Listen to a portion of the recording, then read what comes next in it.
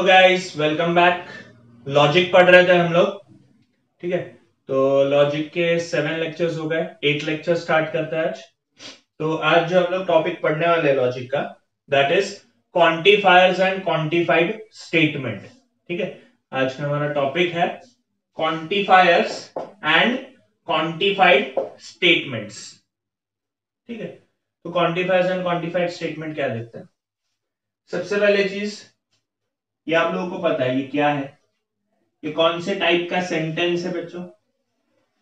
कौन से टाइप का सेंटेंस है ये? This is a open sentence. x plus one is equal to 3। Open sentence. Open sentence क्या था बच्चों? याद होगा हम लोगों ने सेकेंड लेक्चर में पढ़ा था टाइप्स ऑफ सेंटेंसेस में। 5 टाइप के सेंटेंसेस पढ़े थे, उसमें से फिफ्थ टाइप था open sentence.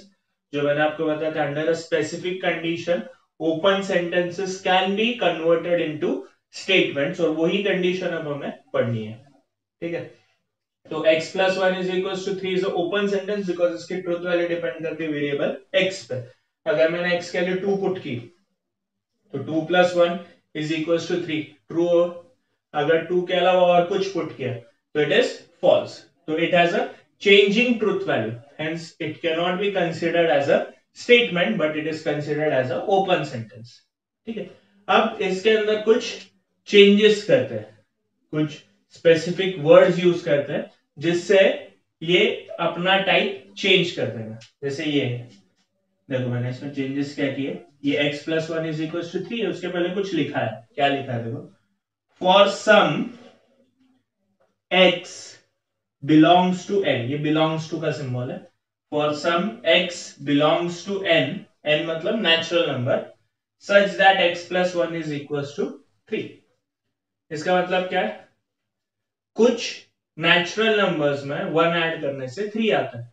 There is some natural numbers in which if we add one we will get 3। Natural numbers क्या होते हैं बच्चों? 1 2 3 4। तो नेचुरल नंबर में कोई ऐसा नंबर है क्या जिसमें वन ऐड करने से 3 आएगा? ऑफ कोर्स 2 है। 2 plus one is equal to 3। ठीक है, तो मेरे स्टेटमेंट में क्या बोल रहा है? For some x which belongs to N, मतलब कुछ नेचुरल नंबर है जिनमें वन ऐड करने से 3 आता है। तो there is a natural number जिसमें वन ऐड करने से 3 आता है। तो of course this statement is true. This is a true. इसकी ट्रुथ वैल्यू अब चेंज होगी क्या? नहीं, क्योंकि ये स्टेटमेंट क्या बोल रहा है? कुछ नेचुरल नंबर ऐसे जिनमें वन ऐड करने से 3 आता है। ठीक है, और ये तो डेफिनेटली ट्रू है। कुछ नेचुरल नंबर्स ऑफ कोर्स है जिनमें वन ऐड करने से 3 आता है। Therefore this is a true statement. अब इसकी ट्रूथ वैल्यू चेंज नहीं होगी। ठीक है, ऐसे और भी कुछ वर्ड्स है क्या जिनकी हेल्प से हम लोग इसकी ट्रूथ वैल्यू को रिस्ट्रिक्ट कर सकते हैं कि ये ट्रूथ वैल्यू अपनी चेंज ना करे। जैसे यहाँ पर हमने रिस्ट्रिक्ट कर देते हैं रिजिडली ट्रू। दूसरा देखो क्या आ सकता है, for all x that belongs to natural number x plus 1 is equals to 3। इस स्टेटमेंट का मीनिंग क्या है? जितने भी नेचुरल नंबर्स है, जितने भी नेचुरल नंबर्स है उनमें वन ऐड करने से 3 आता है। क्या ये सही है? नहीं, of course it is false. जितने भी नेचुरल नंबर्स है उनमें वन ऐड करने से 3 नहीं आता। सिर्फ 2 में वन ऐड करने से 3 आता है। 1 is also natural number. 1 plus one is not 3। 3 plus one is not 3। तो सारे नेचुरल नंबर्स में वन ऐड करने से 3 आता है क्या? नहीं। तो it is a false statement. ये जो लिखा है, for all x which belongs to natural number x plus one is equal to 3, this is false. सारे नेचुरल नंबर्स में वन ऐड करने से 3 नहीं आता। ये टोटली फॉल्स है। तो अभी भी इसकी ट्रुथ वैल्यू फिक्स हो गई। ये रिजिडली फॉल्स बन गया ना। अब इसकी ट्रुथ वैल्यू चेंज हो रही है क्या? नहीं। तो ये जो वर्ड्स है, ये जो वर्ड्स आप लोगों को दिख रहे हैं ना, for some, for all, these magical words which have the potential to convert a open sentence to a proper statement are known as quantifiers। these are known as quantifiers और इनके नाम भी है। ये जो फॉर सम है इसका ये सिंबल है। ये जो आपको ई का मिरर इमेज दिख रहा है, ई का मिरर इमेज दिख रहा है, this is the symbol for some. ठीक है, और फॉर ऑल जो था यहाँ पे दूसरा जो था फॉर ऑल, इसका सिंबल है ये उल्टा ए। तो ये जो दो वर्ड्स है, ये जो दो वर्ड्स है, these words are known as quantifiers, this is known as existential quantifier. ये जो फॉर सम है इसको हम लोग बोलते हैं एग्जिस्टेंशियल क्वांटिफायर, और ये जो फॉर ऑल है this is known as universal quantifier. ठीक है, this is known as existential quantifier and this is known as universal quantifier. और ये क्वांटिफायर्स को यूज करके with the help of a set जो ओपन सेंटेंस का statement बनता है, the statement obtained with quantifiers with the help of a set, such statements are called quantified statements। तो ये जो दो स्टेटमेंट्स है these are quantified statements। ठीक है, अब जब हमारे पास ये सिंबल है, हमें फॉर सम की जगह पे हम लोग सिर्फ ये एक सिंबल लिख सकते हैं, तो इट इज नॉट कंपल्सरी कि हम लोग हर बार फॉर सम फॉर ऑल पूरा लिखे, हम लोग जस्ट उसका सिंबल लिखेंगे। जैसे ये वाला जो है इसको हम लोग ऐसे लिख सकते थे, for some x belongs to n such that x plus 1 is equals to 3, for some x belongs to n such that x plus 1 is equals to 3। ठीक है, सिमिलरली ये जो for all x belongs to n x plus 1 is equals to 3 है, इसको हम लोग लिख सकते हैं for all x which belongs to n x plus 1 is equals to 3। ये हम लोग ने सिंबल यूज करके लिखा हुआ है, और ये हम लोग ने पूरा स्टेटमेंट यूज करके लिखा था। ठीक है, तुम्हारे टेक्स्ट बुक्स में और हर जगह एग्जाम में सिंबॉलिक फॉर्म इज एक्सेप्टेड। ठीक है, ये वाले फॉर्म में कोई लिखता नहीं है। ठीक है, और एक चीज ऑब्जर्व करना, जब भी फॉर सम यूज करते हैं तो वहां पे सच दैट यूज में आता है, लेकिन फॉर ऑल जब भी यूज करते हैं तब सच दैट नहीं आता। ठीक है, तो क्वांटिफायर्स एंड क्वांटिफाइड स्टेटमेंट, ये कंसेप्ट आप लोगों को क्लियर होगा। तो क्वांटिफायर्स होते क्या है, the words which are used to convert a open sentence to a proper statement are known as quantifiers। दो टाइप के क्वांटिफायर्स होते हैं, एक होता है यूनिवर्सल, एक होता है एग्जिस्टेंशियल। ठीक है, तो इन क्वांटिफायर्स के यूज करने से ओपन सेंटेंस या तो रिजिडली ट्रू बन जाएगा या रिजिडली फॉल्स बन जाएगा, और अगर वो रिजिडली ट्रू या रिजिडली फॉल्स बन गया तो it can be considered as a statement and the statement obtained is called a quantified statement. ठीक है, ये सिंबल्स ध्यान में रखना। फॉर सम, ये जो सिंबल है इसको रीड क्या करते हैं, फॉर सम, और ये जो सिंबल है इसको रीड करते हैं फॉर ऑल। तो एक्सरसाइज 1.3 का जो फर्स्ट सेक्शन में आप लोगों को कुछ क्वांटिफाइड स्टेटमेंट्स दिए होंगे, आप लोगों को उनकी ट्रुथ वैल्यू बतानी है। ठीक है, तो स्टेटमेंट पे क्वेश्चंस करते हैं। ठीक है, देखो क्वेश्चन क्या दिया बच्चों, if set A has numbers 3, 5, 7, 9, 11 and 12, set A के एलिमेंट्स दिए हुए, determine the truth value of, कुछ क्वांटिफाइड स्टेटमेंट्स दिए, उनकी ट्रुथ वैल्यू बतानी। ठीक है, पहला क्वेश्चन क्या दिया देखो,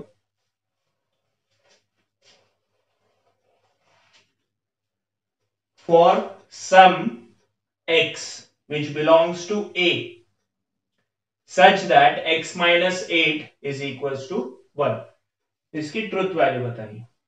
ठीक है, तो यहाँ पे सेट में ऑब्जर्व करो, कोई ऐसे नंबर्स है जो इसको सेटिस्फाई कर रहे हैं। ये 9 सेटिस्फाई करेगा ना, 9 माइनस 8 इज 1। तो फॉर सम बोल रहा है, मतलब सेट है में कुछ ऐसे नंबर्स है जिसके लिए x माइनस 8 इक्वल टू 1 आ रहा है, मतलब फॉर सम x सेट है में कुछ ऐसे नंबर्स है जिनमें से 8 माइनस किया तो 1 आता है, तो 9 यहाँ पे जो इसको सेटिस्फाई कर रहा है, तो ऑफकोर्स ये स्टेटमेंट ट्रू होना चाहिए, बट इसको लिखते कैसे वो भी देखते हैं। For x is equals to 9, x minus 8 is equals to 9 minus 8 is equals to 1. Therefore, x is equals to 9, which belongs to set A, satisfies this condition. Therefore, the given statement is true and its truth value is T. ये इसको लिखने का तरीका है। ठीक है, पहले x की वो वैल्यू बतानी है जिसके लिए ये इक्वेशन ट्रू आ रही है। ठीक है, और फिर बताना है कि ये x उस सेट को बिलोंग करता है या नहीं, और अगर ये फॉर सम है तो उस सेट में के कुछ नंबर्स मिनिमम 1 और मैक्सिमम जितने हैं उससे एक कम, मतलब जैसे इसके अंदर कितने 1 2 3 4 5 6 नंबर्स है, तो minimum 1 maximum 5 value should satisfy this condition. ठीक है, एक से कम भी नहीं चलेगा, एक से कम मतलब 0 ही हो गया, और 5 से ज्यादा भी नहीं चलेगा जब भी फॉर सम यूज किया। ठीक है, तो फॉर सम यूज करने पे एटलीस्ट एक वैल्यू ने सेटिस्फाई करना चाहिए, तो यहाँ पे x is equal to 9 satisfies this condition, therefore it is a true statement. ठीक है, दूसरा एग्जांपल देखते हैं। For all x belongs to a, x square plus x is an even number. For all x belongs to a, x square plus x is an even number. सारे numbers के लिए true होना चाहिए, for all use किया गया है यहाँ पे, फॉर ऑल।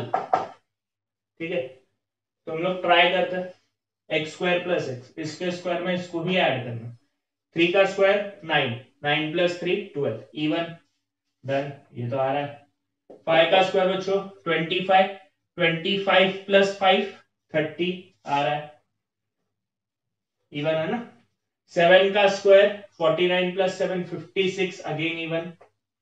9 का स्क्वायर 81, 81 प्लस 9 90, अगेन इवन। 11 का स्क्वायर बच्चों 121, 121 प्लस 11 132, अगेन इवन। 12 का स्क्वायर 144 प्लस 12 156, अगेन इवन। तो ये सेट में जितने भी नंबर है वो सारे नंबर्स अगर हम इस इक्वेशन में पुट करें तो इवन नंबर आ रहा है, तो given this statement is also true. अब इसको लिखते हैं कैसे। For all values of x which belong to set A, satisfy x square plus x is an even number, therefore the given statement is true and its truth value is t। ठीक है, एक बार repeat करता हूं, लिखना कैसे आप notebook में note कर लेना। For all x which belongs to A, satisfy the condition,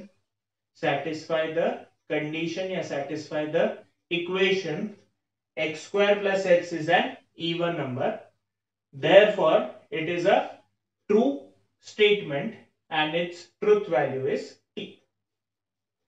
ठीक है, ऐसे लिखते हैं इसको। ठीक है, तो इसके बाकी के जो सम्स है एक्सरसाइज 1.3 फर्स्ट सेक्शन, इसके जो रिमेनिंग क्वेश्चंस है ये आप ट्राई कीजिए। ठीक है, इसके कुछ भी डाउट्स आते हैं तो आप कमेंट बॉक्स में टाइप कर लीजिए। अब हम लोगों ने क्वांटिफायर्स और क्वांटिफाइड स्टेटमेंट देखी है। इसी एक्सरसाइज में और दो छोटे कंसेप्ट्स हैं जिसको हम लोग इसी वीडियो में पढ़ेंगे। ठीक है, तो जो सेकंड कंसेप्ट हमें पढ़ना है दैट इज ड्यूअल्स। ठीक है, तो ड्यूअल्स के बारे में पढ़ते हैं। तो ड्यूअल्स पढ़ते हैं। ड्यूअल्स देखो, ड्यूअल्स बच्चों बहुत ही सिंपल कंसेप्ट है। देखो, ड्यूअल्स में सिर्फ रिप्लेस करना है। रिप्लेस किसको किससे करना है, तो उसके लिए ये टेबल ध्यान में रखो। ठीक है, अगर किसी स्टेटमेंट पैटर्न में एंड है तो उसको रिप्लेस करना है और से, और को रिप्लेस करना है एंड से, टोटोलॉजी को रिप्लेस करना है कॉन्ट्राडिक्शन से, कॉन्ट्राडिक्शन को रिप्लेस करना है टोटोलॉजी से, ट्रू को रिप्लेस करना है फॉल्स से, फॉल्स को रिप्लेस करना है ट्रू से, negation will remain negation, bracket को एज इट इज रखना है। ठीक है, तो जब भी हम स्टेटमेंट में ये चेंजेस अप्लाई करेंगे तो जो नया स्टेटमेंट पैटर्न निकल गया that statement pattern is known as the dual of the original statement. ठीक है, ये वीडियो आप पॉज करके ये सारे चेंजेस नोट कर लेना। ठीक है, एंड को रिप्लेस करना है और से, और को एंड से, टोटोलॉजी को कॉन्ट्राडिक्शन से, कॉन्ट्राडिक्शन को टोटोलॉजी से, ट्रू को फॉल्स से, फॉल्स को ट्रू से, नेगेशन को नेगेशन से। ठीक है, तो एक एग्जांपल देखते हैं। जैसे एक स्टेटमेंट पैटर्न दिया है, इन ब्रैकेट P और again in bracket negation Q and tautology both bracket close और कॉन्ट्राडिक्शन। तो इसका नेगेशन क्या है? एंड को रिप्लेस करना है, सॉरी और को रिप्लेस करना है एंड से, negation will remain as it is, and will be replaced by or, tautology by contradiction, or is replaced by and, contradiction by tautology। ठीक है, चेंजेस कहां कहां पे? ये और बन गया एंड, ये एंड बन गया और, टोटोलॉजी बन गया कॉन्ट्राडिक्शन, ये और बन गया एंड, कॉन्ट्राडिक्शन बन गया टोटोलॉजी। तो बस ये चेंजेस करने से जो नया स्टेटमेंट बन गया ना, that is known as the dual of the original statement. ठीक है, ये सिर्फ एंड और के लिए होता है। इम्प्लीकेशन और डबल इम्प्लीकेशन के लिए अलग से कंसेप्ट है, that is converse, inverse and contrapositive. ठीक है, जिसमें हम लोग सिर्फ इम्प्लीकेशन के लिए पढ़ेंगे, डबल इम्प्लीकेशन के लिए भी वो एप्लीकेबल होता है, लेकिन आपके सिलेबस में दिया हुआ नहीं है। तो हम लोग सिर्फ इम्प्लीकेशन के लिए पढ़ेंगे, that is converse, inverse and contrapositive. तो ये जो कंसेप्ट है ड्यूअल, इसके ऊपर एक्सरसाइज 1.3 का जो सेकंड सेक्शन है, वो सेकंड सेक्शन पूरा इसके ऊपर ही बेस्ड है।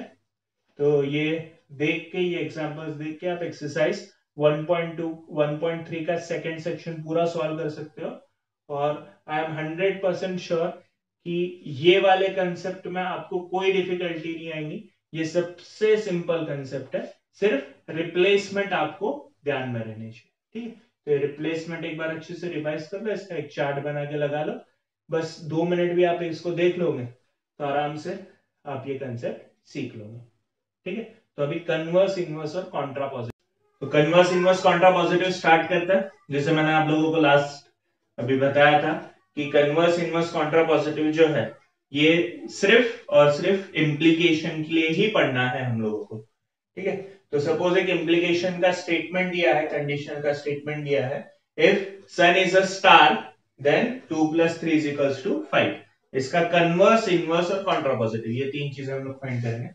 तो सबसे पहले इसके अंदर ये जो कंपाउंड स्टेटमेंट दिया है, इसके अंदर दो सिंपल स्टेटमेंट कौन कौन से? पहला सिंपल स्टेटमेंट है सन इज अ स्टार, ये पहला स्टेटमेंट है। दूसरा स्टेटमेंट है 2 + 3 = 5। ये दो सिंपल स्टेटमेंट्स है, सन इज अ स्टार एंड 2 + 3 = 5। अब बच्चों देखते हैं कन्वर्स होता क्या है। ठीक है, कन्वर्स का मतलब उल्टा करना। अगर P implies Q है, उसका कन्वर्स मतलब Q implies P। P implies Q का converse is Q implies P। P implies Q का कन्वर्स Q implies P। तो अगर Q implies P फाइंड करना है तो क्या आएगा? If 2 + 3 = 5, then sun is a star. If 2 + 3 = 5, then sun is a star. ये इसका कन्वर्स होगा। ठीक है, तो कन्वर्स आप लोगों को समझ में आएगा। कन्वर्स का मतलब क्या? उल्टा करना। P implies Q का कन्वर्स मतलब Q implies P। Q की जगह P की जगह पे Q लिखना है, Q की जगह पे P लिखना है। ठीक है, next thing is inverse. Inverse का मतलब है दोनों को नेगेशन देना। P implies Q का inverse is negation P implies negation Q। और नेगेशन का मतलब क्या होता है बच्चों? नॉट देना। तो इसको भी नॉट देना, इसको भी नॉट देना। If sun is not a star then 2 + 3 is not equal to 5। Inverse क्या आएगा? दोनों को नेगेशन देना। If sun is not a star then 2 + 3 is not equal to 5। तो ये इसका इनवर्स हो गया। अब लास्ट बचा क्या? कॉन्ट्रापोजिटिव। तो कॉन्ट्रापोजिटिव में दोनों चीजें करनी, जो कन्वर्स में और इनवर्स में किया तो दोनों चीजें करनी, मतलब नेगेशन भी देना और उल्टा भी करना। ठीक है, P implies Q का contrapositive is negation Q implies negation P। P implies Q का contrapositive is negation Q implies negation P। तो इसका कॉन्ट्रापोजिटिव क्या है ना? If 2 + 3 is not equal to 5, then sun is not a star। If 2 + 3 is not equal to 5, then sun is not a star। ठीक है, तो ये कंसेप्ट था कन्वर्स, इनवर्स, कॉन्ट्रापोजिटिव। तो इस लेक्चर में हम लोगों ने बेसिकली तीन चीजें पढ़ी। सबसे पहला हम लोगों ने क्या पढ़ा था? Quantifiers and quantified statement. Quantifiers क्या होता है बच्चों? ऐसे वर्ड्स जिनकी हेल्प से हम लोग एक ओपन सेंटेंस को प्रॉपर स्टेटमेंट में कन्वर्ट कर सकते हैं, and that statements are known as quantified statements. Next हम लोगों ने ड्यूअल्स पढ़ा था। ड्यूअल्स के अंदर चेंजेस, और को एंड करना, एंड को टोटोलॉजी को कॉन्ट्राडिक्शन, कॉन्ट्राडिक्शन को टोटोलॉजी। और लास्टली हम लोगों ने पढ़ा है कन्वर्स, इनवर्स एंड कॉन्ट्रापॉजिटिव। ठीक है, तो ये जो कंसेप्ट है कन्वर्स, इनवर्स और कॉन्ट्रापॉजिटिव का, कन्वर्स, इनवर्स, कॉन्ट्रापॉजिटिव एक्सरसाइज 1.3 का जो लास्ट सेक्शन है वो पूरा इसके ऊपर ही बेस्ड है, कन्वर्स, इनवर्स, कॉन्ट्रापॉजिटिव। ठीक है, तो हम लोगों ने फर्स्ट सेक्शन का कंसेप्ट पढ़ लिया, सेकंड का पढ़ लिया और फोर्थ पढ़ा है। थर्ड कंसेप्ट अभी भी बाकी है। थर्ड कंसेप्ट जो है वो नेगेशन ऑफ कंपाउंड स्टेटमेंट है, वो थोड़ा सा बड़ा कंसेप्ट है, डिटेल, उसके ऊपर मैं अलग से एक वीडियो बनाऊंगा। फिलहाल आप 1.3 का फर्स्ट, सेकंड और फोर्थ सेक्शन आप कंप्लीट कर सकते हो इन कंसेप्ट इस वीडियो लेक्चर की हेल्प से। तो अभी इसे सॉल्व कीजिए, इसमें कुछ भी डाउट्स आते तो कमेंट बॉक्स में मेरी हेल्प ले लीजिए। And thank you. Never be the same, always be better.